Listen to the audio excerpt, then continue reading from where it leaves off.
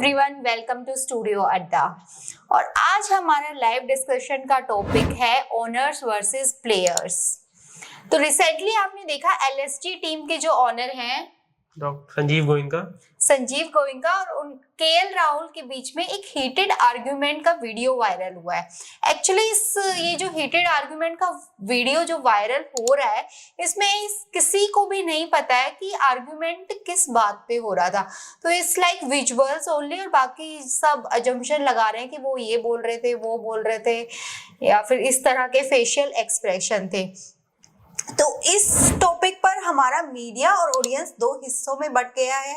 एक हिस्सा वो है जो कहता है कि ओनर्स को पूरा हक है उनसे सवाल पूछने का उनकी परफॉर्मेंस को लेकर, क्योंकि वी आर द फैन। तो हमारे सामने जब भी क्रिकेटर्स होंगे, ये सब होंगे, तो हम उनकी एक रिस्पेक्ट करेंगे, पर देयर शुड बी समबडी जो उनसे क्वेश्चन करे कि भाई आप परफॉर्म क्यों नहीं कर रहे हो। और एक दूसरा हिस्सा भी है जो ये कह रहा है कि जो भी इस तरह के आर्गुमेंट्स हो या फिर जो भी सवाल जवाब हो वो एक बंद कमरे में होने चाहिए। आपको पता है तुरंत मैच खत्म हुआ है, इतने सारे कैमरा आपके ऊपर फोकस है, उस टाइम आपको ऐसा नहीं करना चाहिए। एक पब्लिक प्लेसेस का डेकोरम आपको मेंटेन करना चाहिए। तो मयंक, आपको क्या लगता है कि ये कितना सही है और कितना गलत है? मैं तो बिल्कुल केएल राहुल के ही सपोर्ट में हूँ यहाँ पे। First of all, KL Rahul सिर्फ कोई नॉर्मल प्लेयर नहीं है जिन्हें कोई जानता नहीं है। केएल राहुल इंडियन टीम को लीड कर चुके हैं, एक इंडियन टीम के कैप्टन है।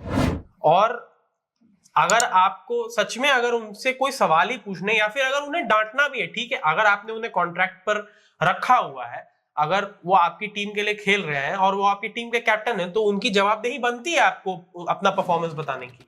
लेकिन वो एक क्लोज्ड कमरे में कुछ इंपॉर्टेंट लोगों के बीच सिर्फ 1-to-1 एक कॉन्वर्सेशन होनी चाहिए। ऐसे आप किसी को भी भरे स्टेडियम में आप सबके सामने अगर उनसे ऐसे बात करना शुरू कर दोगे, तो कहीं ना कहीं आपकी इमेज खराब होती है, उस प्लेयर की भी इमेज पे बात आती है। और वो आपकी टीम का कैप्टन है, अगर आप ही उसकी इज्जत नहीं कर रहे हो तो कल को उनके प्लेयर्स कैसे करेंगे?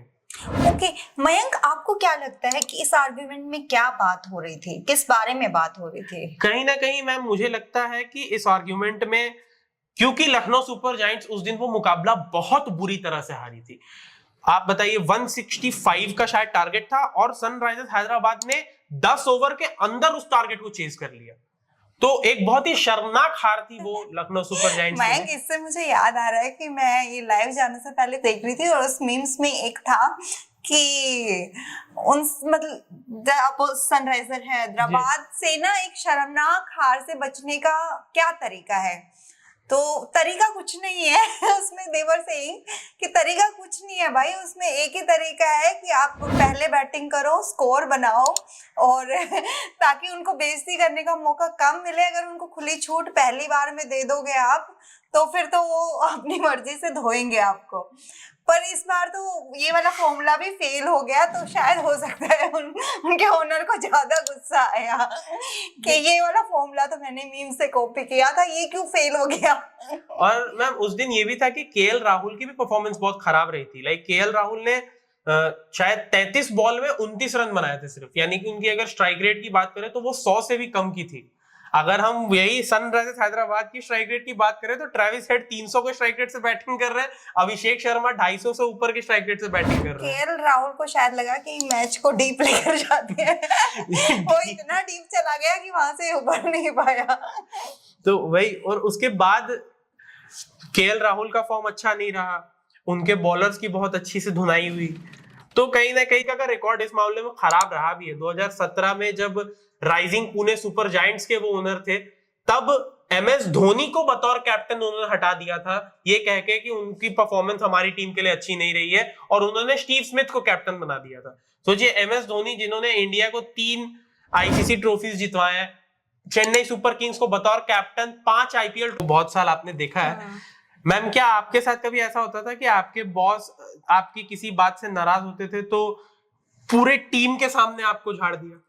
मतलब बहुत होता था और मैं थोड़ी सी इस मामले में बदतमीज किस्म की थी, तो मतलब मेरे बॉस के साथ बहुत एक मतलब फ्रीक्वेंटली होता था कि उनको पूरी टीम के सामने किसी ने जवाब दे दिया है। तो मेरा वो केएल राहुल वाला सिस्टम नहीं था कि अच्छे बच्चे की तरह बैठ के सुनोगे, तो मेरे को स्टार्टिंग से ही है कि मैं अपना पॉइंट क्लियर करके रखती हूँ। जहाँ मेरी गलती होती है आई से सॉरी कि आई विल इम्प्रूव, और जहाँ मेरी गलती नहीं होती या फिर मुझे लगता है कि यार ये ओवर कर रहे हैं, मतलब आप टीम से एक्सपेक्ट करो पर ओवर एक्सपेक्टेशन मत करो। अगर आपकी भी ओवर एक्सपेक्टेशन है तो वी कैन नॉट मीट। तो वहां पर मैं बोल देती थी कि सर ये ज्यादा हो रहा है। मैम केएल राहुल नहीं थी, मैम विराट कोहली थी। बल्ले से भी जवाब देंगे, मुंह से भी जवाब देंगे, हर जगह और इसके मुझे नुकसान भी झेलने पड़ते थे। और कई बार तो मेरे साथ ऐसा हुआ कि मेरे मैनेजर मुझे साइड में लेके जाते थे और बोलते थे भावना तुम ना बाद में बोल दिया करो, सबके सामने मत बोला करो। मैम ये देखो मैम, ये कितनी खराब बात है। आपको कहा जाता था कि सबके सामने मत बोलो, लेकिन वो एक्सपेक्ट करते थे कि हम सबके सामने बोलेंगे और उस टाइम तुम जवाब मत दिया करो और तुम बाद में बोल दिया करो। हाँ मैम, तो ये कितनी गलत बात है। और यही सेम चीज है, अब सोचिए उसी टाइम पे केएल राहुल ने संजीव गोयनका को झाड़ दिया होता कि भाई सुनो, मैं इंडियन टीम का भी कैप्टन रह चुका हूं, मुझे मत सिखाओ मेरा काम, तुम्हें कोई आइडिया नहीं है क्रिकेट कैसे खेला जाता है, बिजनेस करो चुपचाप। अगर उन्होंने ऐसा कह दिया होता तो वो कितना खराब लगता, संजीव गोयनका को खुद को खराब लगता कि भाई ये तो उल्टा पड़ गया मेरे ऊपर। तो एक डेकोरम मुझे लगता है कि मेंटेन रहना चाहिए पब्लिक प्लेस का। आप इतने बड़े मतलब लाइक ऑडियंस में कम लोग नहीं होते। राजीव गांधी इंटरनेशनल स्टेडियम की सीटिंग कैपेसिटी लगभग 50 से 60 हजार है। और उन लोगों को ऐसा नहीं कि वो अवेयर नहीं थे कि वो कैमरा पे हैं, दे वर अवेयर कि कैमरास हैं, हर जगह कोने में कैमरा है, हर जगह कैमरास है वहां पे। लेकिन फिर भी आपने अपने कैप्टन को इस तरह से बोला। ऐसा नहीं कि वो कोई प्लेयर हो जो यंग हो या फिर नया नया आया हो टीम में या फिर इनएक्सपीरियंस्ड हो। हालांकि इनएक्सपीरियंस प्लेयर के साथ भी ऐसा नहीं करना चाहिए, लेकिन आप एक इंडियन कैप्टन के साथ ऐसा बिहेव कर रहे हो तो वो कहीं ना कहीं बहुत ही बुरी बात है। और कहीं ना कहीं मुझे लगता है कि केएल राहुल की इसमें ज्यादा गलती है भी नहीं, पूरे टीम का परफॉर्मेंस खराब रहा है। तो आप सिर्फ एक प्लेयर को पॉइंट आउट करके उससे, बट क्वेश्चन तो कैप्टन से ही पूछा जाएगा ना। तो मैम को आप ये सोचो, कैप्टन प्रेस कॉन्फ्रेंस में जाके जवाब दे रहा है लोगों के सवालों का, और उसके बाद मैम वो अपनी स्ट्रेटेजी अपने टीम को भी जवाब दे रहा है कि हाँ भाई इस तरह से ये नहीं होना चाहिए, अगले मैच में ऐसी स्ट्रेटेजी होगी। उसके बाद भी आपका बॉस आपको इस तरह से झाड़ रहा है, इस तरह से सवाल पूछ रहा है। कहाँ कहाँ एक कैप्टन जवाब देता फिरेगा? कैप्टन जवाब देता नहीं फिरेगा, बट जैसे टीम में बाकी जो प्लेयर्स हैं they are also making good money, but जितना कैप्टन को लाइमलाइट मिलती है, पब्लिसिटी मिलती है, एक एड्स से या फिर बाकी सब चीजों से जितना पैसा एक कैप्टन कमाता है वो बाकी सब नहीं कमाते हैं, ठीक है। तो उसकी कहीं ना कहीं फिर जवाबदेही भी तो ज्यादा हो जाएगी, राइट मैम? मैं बिल्कुल मानता हूँ कि केएल राहुल सवाल पूछना सही था, लेकिन उस जगह पे पूछना सही नहीं था। आप उन्हें अपने ऑफिस में बुला सकते थे, एक प्राइवेट स्पेस में आराम से, क्लोज स्पेस में आप उनसे जितने सवाल थे उतने पूछ सकते थे, जितना आपको मन था उतना डांट भी सकते थे, अलाउड है आपको। अगर आपने उन्हें पैसे दिए हैं, अगर आपने ऑब्वियसली उनके राइट्स खरीदे हैं, उनकी प्लेइंग राइट्स खरीदी हैं, तो वो अगर परफॉर्म खराब कर रहे हैं तो आपका हक बनता है उनसे सवाल पूछना या उनको उसके लिए बोलना, उसके लिए टोकना। लेकिन वो पब्लिक प्लेस में नहीं होना चाहिए, वो एक क्लोज्ड स्पेस में होना चाहिए जहां पर आप टीम मीटिंग्स करते हो। जैसे कि अगर मैंने देखा है कि अगर किसी कैप्टन जैसे MS Dhoni as a captain भी अगर किसी प्लेयर को डांटते थे ना, तो वो तब डांटते थे जब टीवी कमर्शियल्स चल रहे होते थे।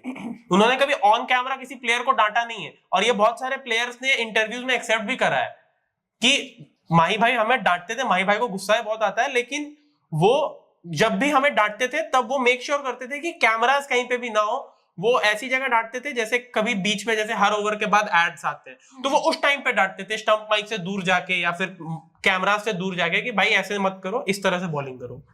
ओके, वो थोड़ा सा डेकोरम मेंटेन, तो वो थोड़ा सा डेकोरम, सामने वाले को बुरा भी ना लगे और उनका मैसेज डिलीवर चला भी जाए, इसीलिए वो धोनी है यार।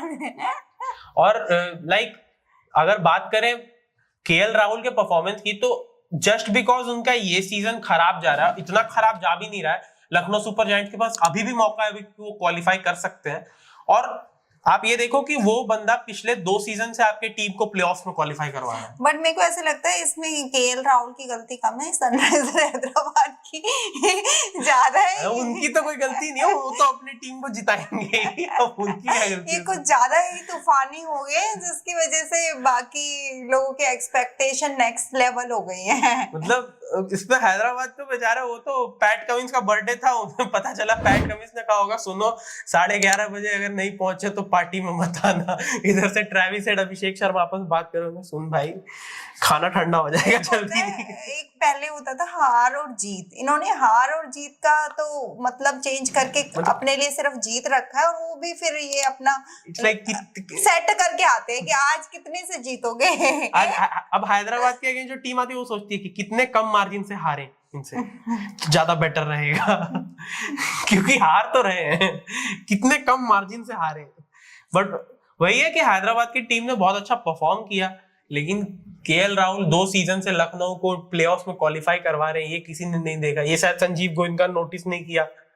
भाई आपका वही कप्तान आपको पिछले 2 सीजन से एक सक्सेसफुल टीम बना रहा है। तो एक बात बताओ, मैं संजीव गोयनका कोई पहले पर्सन तो नहीं है जो इस तरह की उसमें आया। मेरे को याद आ रहा है RCB team post match celebration कर रही थी, किंगफिशर की बियर देवर ड्रिंकिंग। विजय माल्या, हाँ, विजय माल्या की एंट्री हुई एंड दे सेड कि ये जो तुम बियर पी रहे हो ये फ्री की नहीं है और बियर की क्या ही कॉस्ट होती है। बट ये थोड़ा सा ओनर्स का एटीट्यूड होता है कि हम इन्हें पैसा दे रहे हैं तो हमारा पूरा पूरा राइट बनता है इन पे।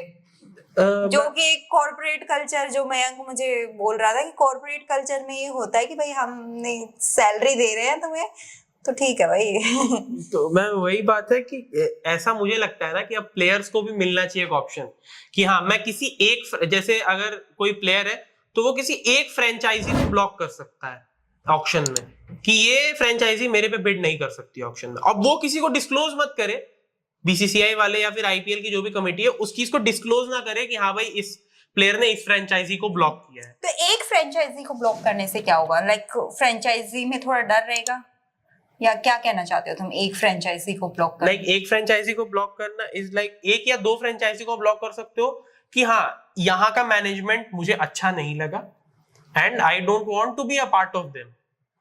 तो उससे क्या होगा कि मैम फ्रेंचाइजीज में भी एक डर बना रहेगा कि हाँ भाई एक अच्छा प्लेयर है जिसपे हम बिड कर सकते थे बट इसने हमें ही ब्लॉक कर दिया। तो हमें अपनी मैनेजमेंट में सुधार लाना होगा। फर्स्ट ऑफ ऑल में मुझे लगता है इसमें सबसे ज्यादा तो किंग्स 11 पंजाब की बैंड बजेगी। पंजाब किंग्स जो टीम है उसकी सबसे ज्यादा बैंड बजेगी अगर ऐसे रूल आ गया तो, क्योंकि मैम पंजाब किंग्स का ऐसा है ना कि वो हर सीजन अपने प्लेयर्स को रिलीज कर देते हैं।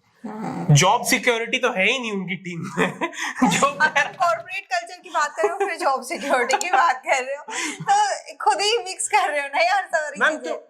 वही है ना, अगर जॉब सिक्योरिटी होगी तो फिर वो कॉर्पोरेट कल्चर भी होगा, सवाल भी पूछे जाएंगे मैम, और जवाब देने भी पड़ेंगे। कॉर्पोरेट कल्चर में तो जॉब सिक्योरिटी है ही नहीं। जॉब सिक्योरिटी सिर्फ सरकारी नौकरी में होती है। अरे होती है, जॉब सिक्योरिटी भी होती है।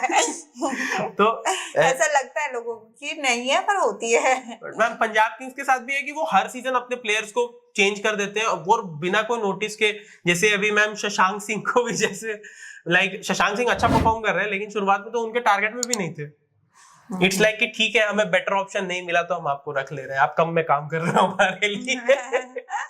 तो वो वाला हो गया शशांक सिंह के साथ। और उसके अलावा में मैम जैसे एक बार मुझे याद है रॉस टेलर एक प्लेयर है न्यूजीलैंड के। अच्छा एक बात बताइए, आईपीएल में जो प्लेयर्स खरीदते हैं ये उनकी परफॉर्मेंस के बेस पे खरीदते हैं या फिर ये कुछ महंगे प्लेयर्स रख लेते हैं, कुछ सस्ते प्लेयर्स रख लेते हैं? नो, वो लाइक हर ऑक्शन से पहले टीम के जितने भी एनालिस्ट हैं, कोच हैं, वो एक साथ बैठते हैं और टारगेट सेट करते हैं कि हाँ इस प्लेयर को हमने अपनी टीम में रखना है।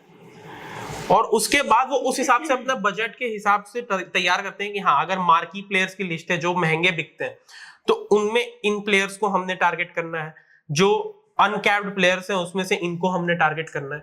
तो उस हिसाब से एक पूरा प्लान बनता है ऑक्शन का और उस हिसाब से हर टीम बिड लगाती है कि अगर उनके टारगेट में या उनके नजर में ये प्लेयर है तो वो उस पर बिड करते हैं। और कुछ इसलिए भी बिड करते हैं ताकि प्लेयर्स के भाव बढ़ा सकें।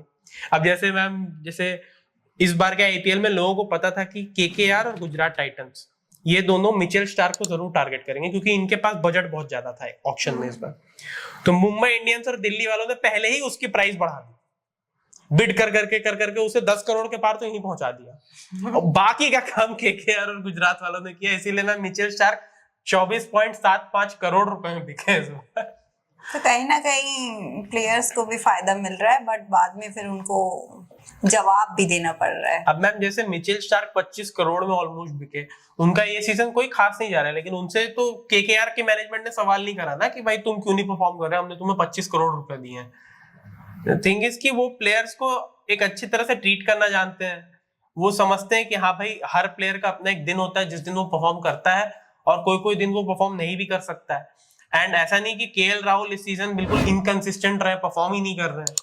वो एक मैच उनका खराब गया और उसके बाद ओनर उससे इस तरह से बात कर रहे हैं, तो ये मैम एक गलत इंप्रेशन छोड़ता है ओनर के बारे में भी।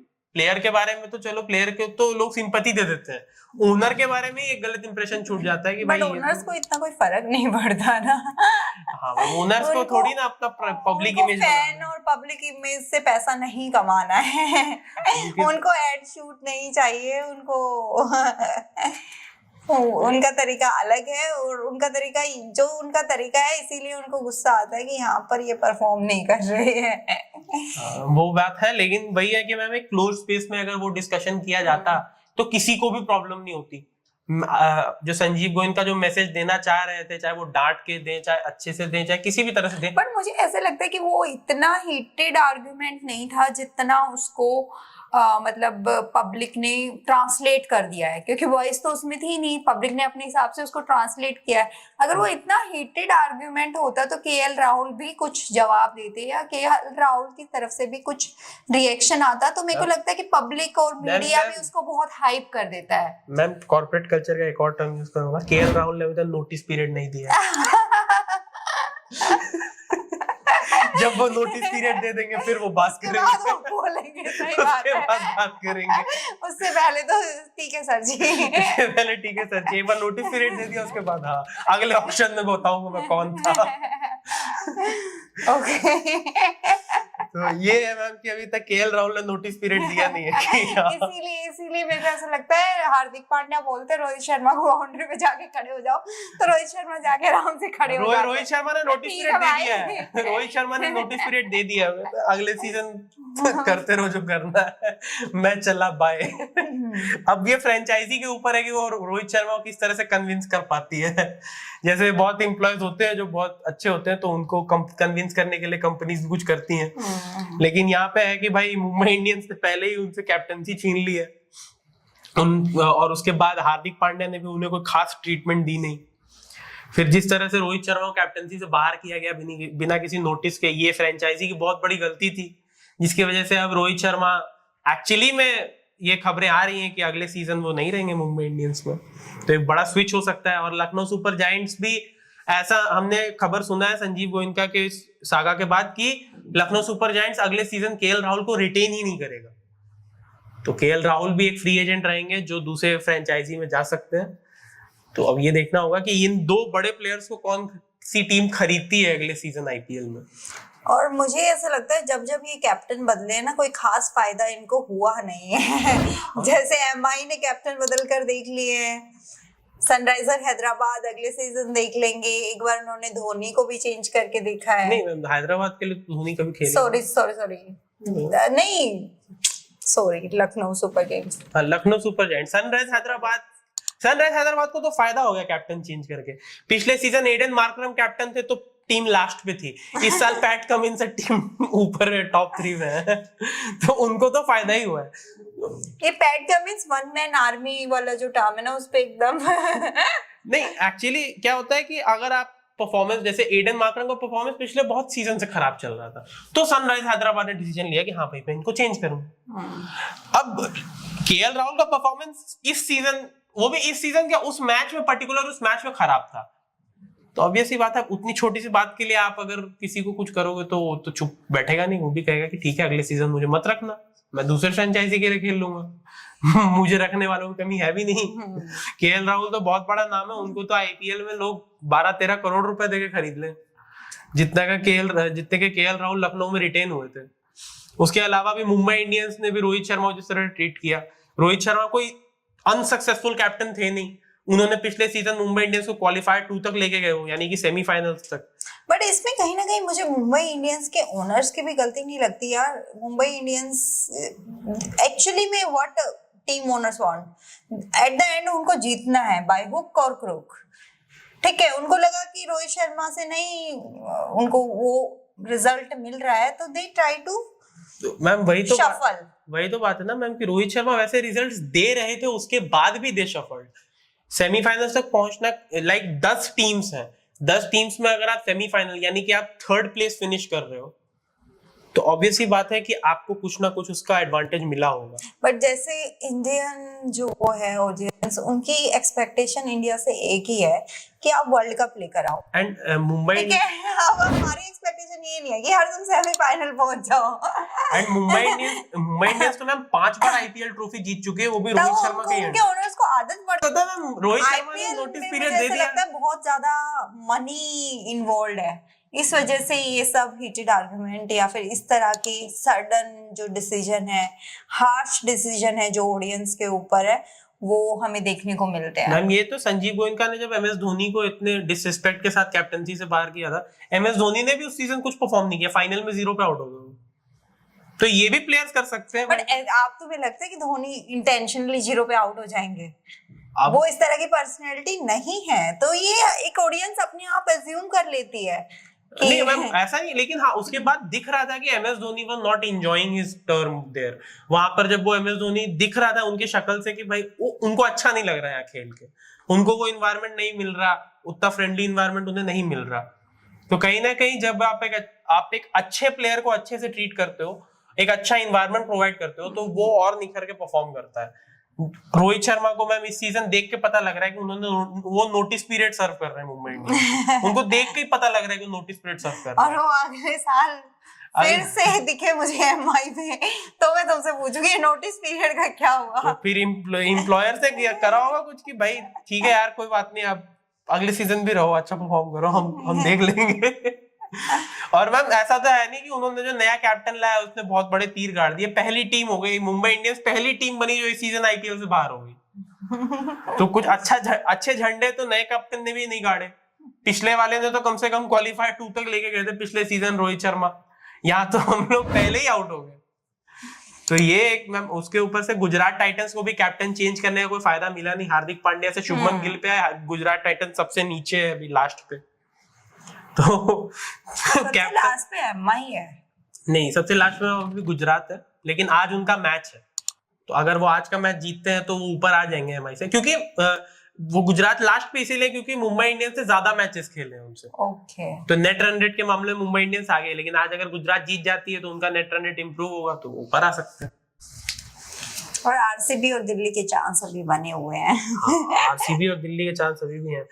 मैम आप देखो आरसीबी के ओनर्स भी जिस तरह से वो हारते ही रहते हैं, बट उन्हें गुस्सा नहीं आता है। लाइक उनके पास टीम ऐसी है ना। और वहां पे तो इतने एग्रेसिव प्लेयर है विराट कोहली, उनको भी गुस्सा नहीं आता है। आता तो मैं विराट कोहली को बहुत गुस्सा है। दिखाते नहीं है, पर वो तो लाइक आईपीएल में आरसीबी के जो ओनर्स हैं उन्होंने अलग ही पता नहीं उनके साथ ये दिक्कत नहीं है कि वो प्लेयर्स को अच्छे से ट्रीट नहीं करते, उनके साथ दिक्कत ये कि वो प्लेयर सही सेलेक्ट ही नहीं करते।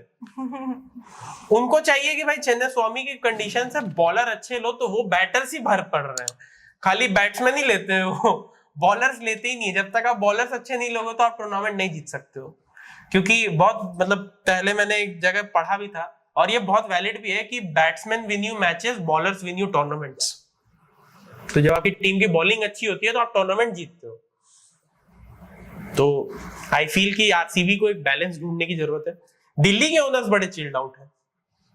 दिल्ली के ओनर्स मैंने देखा है वो बड़े चिल्ड आउट है अपने प्लेयर से, अनुमन खुशी रहते हैं परफॉर्म ना भी करे तो भी, लाइक ठीक है। तो ये ओनर्स और प्लेयर्स के बीच में पहले और कौन-कौन सी कंट्रोवर्सी आपको याद आ रही है? राजस्थान रॉयल्स के ओनर ने एक बार रॉयस टेलर को थप्पड़ मारा था, लाइक ऐसे नहीं कि जोर से थप्पड़ मारा था, मजाक और उन्होंने अपनी एक बुक में बाद में मेंशन भी किया है।